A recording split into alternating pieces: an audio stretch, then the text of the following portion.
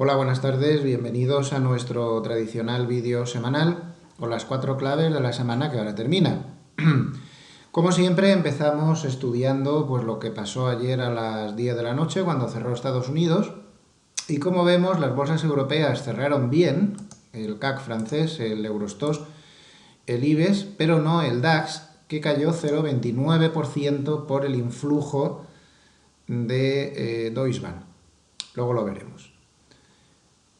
En Estados Unidos prácticamente planos, el futuro del Standard & Poor's cayó 0,06%, el Dow Jones menos 0,1%, el Nasdaq más 0,15%. Los bonos mal, el Bund cayó 61 puntos, el BUX alemán, que son bonos a 30 años, cayó, cayó 112 puntos. En divisas, espectacular subida del euro contra todo el mundo y contra todo pronóstico, luego veremos por qué. Euro contra yen 0,77% de subida y euro contra dólar, a pesar de que el dólar lo tiene todo a favor, más 1,1%. Esto sí que pilló a contrapié a muchísima gente. Por último, en materias primas, pues el petróleo subió por fin 1,12% hasta los 53,20. El petróleo está metido en una dinámica que para hacer trading pues puede ser bastante interesante. Si ponemos un gráfico de 240 minutos, pues podemos comprobar que está en un rango lateral clarísimo, un rango lateral del que no consigue salir y es una zona de compra siempre que llegue a 51 o por ahí, parece que con bastante poco riesgo, y es una zona de venta pues cada vez que llegue al entorno 55, aunque ya con un poco de cuidado, porque lleva muchos toques, y pudiera ser que en una de esas intentara llegar hasta la zona de los 60 dólares. En 60 dólares hay muchísima gente esperando, montones de boletines de banca privada advirtiendo que cuidado con ese nivel. En fin, parece que esa sería la zona de venta más segura, la zona 60, mejor ya que en la zona 55 porque lleva muchos toques. Por la parte de abajo no parece que haya demasiado peligro como hemos comentado. Y el oro pues terminó con algo de subida, recuperando pues parte de la gran caída que lleva en los últimos días, y es que hay que recordar que el oro, para que luego se diga que el análisis técnico no funciona, pues como vemos, el oro llegó a la media de 200, que es esta media amarilla, que no tocaba desde hacía bastantes meses, y fue besarla prácticamente porque solo le dio tiempo a rozarla y le salió el papelón. Esto es muy normal porque todo el mundo estaba esperando ahí. Estos niveles psicológicos son muy buenos, ya no solo para meterse a la contra, sino también pues si uno está dentro en dirección contraria, pues para saber que ahí podría ser interesante tomar beneficios para volver a entrar desde más abajo y cosas así. Esta media un poco violeta es la de 100 simple, no me gusta complicarme mucho ahí. Así que interesante también pues este movimiento técnico que ha hecho el oro durante la semana. Bien, entramos ya en las claves propiamente dichas. Y yo creo que la primera clave, no solo de la semana, sino del mes, del año, y esperemos que no sea de los próximos 4 años, que camino lleva, pues se llama Donald Trump. Hacía mucho tiempo que no se veía una obsesión de este calibre por parte del mercado con alguien. El mercado está completamente obsesionado con Donald Trump y además está obsesionado con poca lógica. Siempre decimos que el mercado tiene razón y es así, ¿no? Pero a veces cuesta entenderlo. El mercado ha decidido que Donald Trump es una especie de milagro económico que va a llevar la economía americana a no sé dónde. Pero la cuestión es que esta semana se ha vuelto a celebrar, bueno, a las subidas me remito, se ha vuelto a celebrar que en su comparecencia ante el Congreso, pues se ha limitado a repetir frasecitas sueltas de me voy a gastar $1 billón, cuidado, $1 billón, $1 billón de los nuestros, que ya saben que en el mundo anglosajón $1 billón son 1.000 millones, es decir, $1 trillón. de los suyos o 1 billón de los nuestros de dólares, dice que se los va a gastar en infraestructuras y que va a hacer una reforma fiscal estupenda, pero no dio ningún detalle, de nada en absoluto, ni calendario, ni cómo lo piensa financiar, ni de dónde, vamos, cómo lo piensa financiar, creo que es lo más importante, ni qué medidas paralelas va a llevar, nada, ni una palabra, y al mercado le basta con eso. Claro, este es un lema que está muy bien decirlo, es muy populista. Y sobre todo es muy populista la contestación que dio hace tiempo cuando le preguntaron cómo pensaba financiar esto y se limitó a decir haciendo recortes en otros sitios y con el crecimiento que van a generar estas medidas. Eso de que con el crecimiento que van a generar estas medidas sí que lo dicen muchos partidos, por ejemplo, europeos, tanto de extrema derecha como de extrema izquierda, siempre es el mismo mantra, pero hay que ser un poco serios. Gastarse 1 billón de dólares, eso no sale... no es como un conejo que se saca de la chistera. Y claro, si se va a gastar 1 billón de dólares y encima quiere bajar 20 puntos el impuesto de sociedades y quiere bajar 15 puntos el impuesto sobre la renta, menos dinero de ingresos fiscales. Por mucho que crezca la economía, pero claro, todo tiene un límite. Esto no es como una fórmula matemática, porque si fuera así, todo el mundo estaríamos haciendo lo mismo. No es tan fácil. No parece que el crecimiento de la economía vaya a ser suficiente como para cuadrar las cuentas. Este es el problema, pero al mercado le da lo mismo. Pues bueno, pues ya veremos, ¿no? Pues ya veremos. ¿Cuándo? Pues ya veremos. ¿Y cómo se va a pagar? Pues ya veremos. ¿Y las bajadas de impuestos irán compensadas con quitar deducciones, con lo cual al final lo comido por lo servido? Pues ya veremos. Pues vale.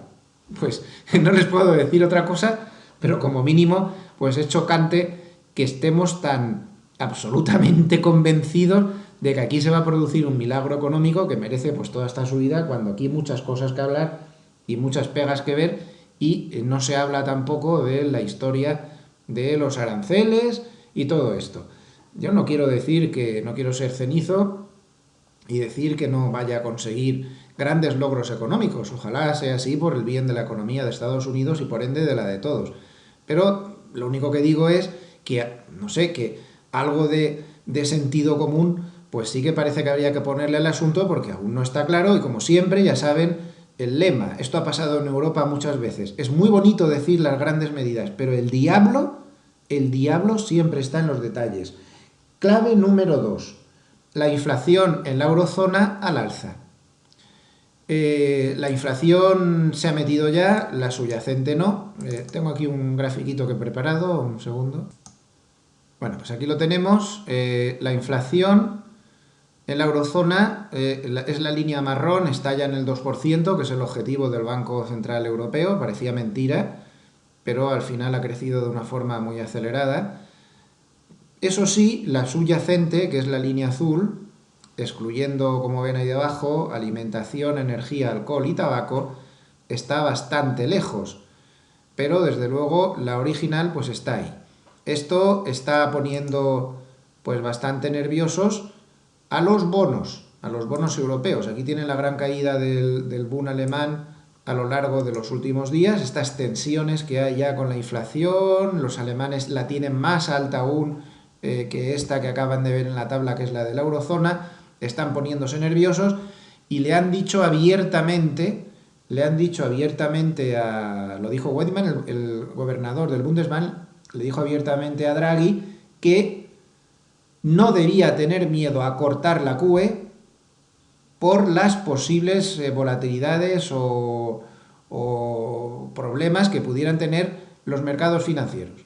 Que lo están diciendo muy claro, los alemanes y su cohorte de pelotas varios que tienen dentro del BCE, pues pesan mucho, con lo cual es un tema a seguir. Claro, esto se junta con la clave número 3 de la semana. Los tipos de interés en Estados Unidos parece que van a subir. Yo no lo había visto, no recuerdo haberlo visto antes, pero que el viernes el sábado, cuando grabamos estos vídeos, de la semana pasada a estas horas, había un 30 y tantos % de posibilidades, eso es lo que daban los futuros sobre fondos federales, un 30 y tantos % de posibilidades de que se subieran los tipos de interés en marzo, Y hoy, una semana después, hay un 94%. Yo no había visto nunca nada igual. Claro, ayer creo que fue Fisher, pues dio un poco la clave del asunto. Durante toda la semana ha habido una lluvia de declaraciones por parte de miembros de la Fed amenazando con esa subida, y ayer Fisher dejó claro que había sido algo concertado, que habían hecho un esfuerzo para transmitir al mercado que se equivocaba en el descuento que estaba haciendo de que no iba a haber subida de tipos.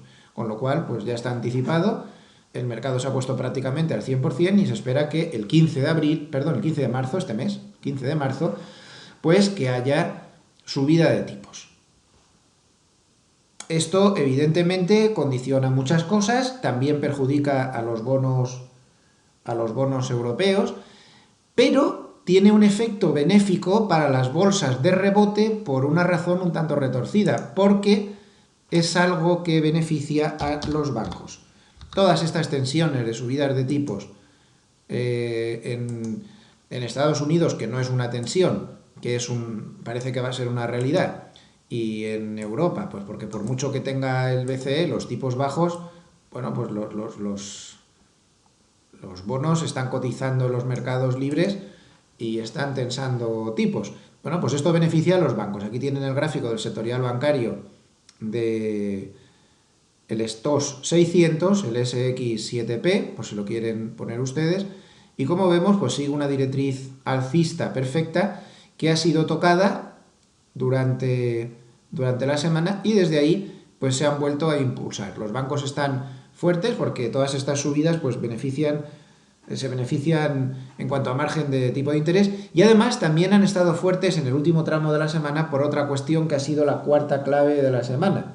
Yo creo que la cuarta clave de la semana la vamos a llamar los bancos en general, porque están siendo fundamentales en estos últimos movimientos bursátiles. Los bancos, como decía, por un lado, beneficiados por la subida de tipos, y en segundo lugar, beneficiados por la mayor calma en las elecciones francesas. Ya saben que había mucho miedo a que Le Pen consiguiera llegar al poder.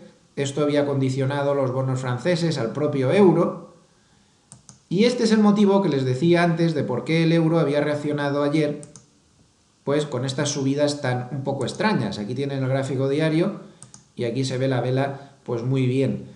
¿Cuándo empezaron las subidas? Pues si nos fijamos en el gráfico de 15 minutos, pues empezaron a media mañana de ayer, y fue debido a una publicación de una encuesta francesa en la cual se veía que Le Pen hasta ahora siempre ganaba la primera vuelta con claridad, y en la segunda vuelta, según los sondeos, perdía con mucha claridad. Pero ahora ya no. Ahora en esta encuesta se veía que Le Pen podía no llegar ni siquiera a la segunda vuelta. Este fue el motivo de la subida del euro, y también pues ayudó mucho a las bolsas, porque las bolsas ven menos inestabilidad política en la segunda potencia de la eurozona, y es clave. Y claro, esto pues impulsó al sectorial bancario.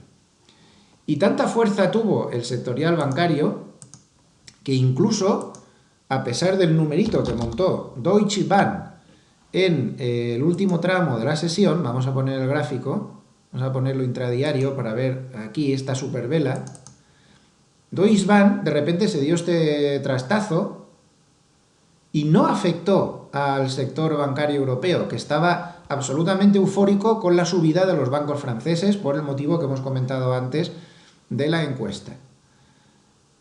¿Por qué cayó Deutsche Bank de esta manera tan veloz, desde 19,6 hasta casi 18, no, hasta casi no, hasta 18,7?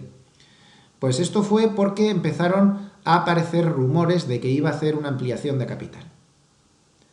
Claro, yo creo que esto tiene visos de ser realidad, porque con la multa que les soltaron en Estados Unidos, y que ya de por sí pues el banco iba un poco justito de ratios, pues es posible que esto sea real. Y ya saben que esta es la gran pega de estar en valores bancarios, que cuando uno menos se lo espera, pues aparecen una mañana con la ampliación de capital sorpresa de turno y el desplome del valor consecuente. Sin embargo, insisto, esta vez era tal la euforia que había en los valores bancarios que no hicieron caso. En el IBEX pues pasó algo parecido. Vamos a ponerle un poquito más grande la tabla, pero en el IBEX Un segundito. Bueno, ahora está un poquito más grande. Pues en el IBEX, si ponemos los valores que más subieron, tenemos al BBV con 3,3, que fue el que más subió. En tercera posición a CaixaBank con el 2,45, 2,44 Sabadell, 1,87 Bankia, Santander. Como podemos ver, fueron los bancos los responsables de esta subida y con buen gráfico. Miren el gráfico, por ejemplo, de 60 minutos del BBV, que está llegando ahora, pues otra vez, a esta zona de techos importantísima donde se para desde hace mucho tiempo. Algo parecido pues a lo que estamos viendo en el gráfico del propio sectorial. El BBV está replicando un poco mejor porque está ya en la zona de techos por lo que está haciendo el sectorial. Bien, es importante, demuestra mucha fuerza que a pesar de lo que le pasó al banco alemán, pues que no se cayeran. Y tienen todas las claves. Resumiendo un poco, pues el mercado sigue ciego detrás de Trump, la inflación sube en la eurozona y esto empieza a poner en problemas a Draghi. El euro celebra que en las elecciones francesas parece que va a pasar el peligro de Marine Le Pen. Y también no olvidemos otra cosa, que es que las elecciones holandesas no parece que sea posible que el partido de ultraderecha, también eurófobo, pueda llegar al poder. Parece muy difícil. Puede ser que gane las elecciones, según los sondeos, pero tendría la mayoría del Parlamento en contra y no le dejarían gobernar. Esto también es importante. Y por último, siguiendo en el repaso, pues durante la semana ha sido muy importante el hecho de que los tipos de interés, o mejor dicho, el descuento sobre las subidas de los tipos de interés en Estados Unidos se ha disparado por completo y esto pues cambia las correlaciones, aunque sorprendentemente el euro, que tendría que haber caído mucho, pues haya subido por este factor que hemos comentado antes de Francia. Un mercado que sigue siendo complicadillo en el análisis, un mercado que presenta algunas cosas extrañas, como por ejemplo, a mí me llamó mucho la atención lo que decía ayer Goldman, que un hecho muy curioso, y es que ellos calculan qué grado de cobertura hay en las subidas del Standard & Poor's, viendo opciones, credit default swaps, todo este tipo de cosas, es decir, instrumentos que usan las manos fuertes para cubrirse. Normalmente en todas las subidas aparecen estos instrumentos de cobertura bastante activos. De hecho, en este último tramo de subida estaban esos instrumentos de cobertura, pero en este tramo no hay coberturas. Y esto no se veía desde el año 2006, desde hace 11 años. Un tramo de subida de cierta envergadura sin coberturas. Bueno, algunas hay, pero quiero decir en general con el grado menor de cobertura desde hace 11 años. ¿Por qué? Pues porque, por curioso que parezca, en este tramo no están entrando tanto las manos fuertes y están entrando más pues manos débiles e intermedias. Es todo muy raro, un mercado bastante complicadillo y que pues merece toda nuestra atención cada día. Así que la semana que viene pues seguiremos con el análisis. Muy buen fin de semana y muchas gracias.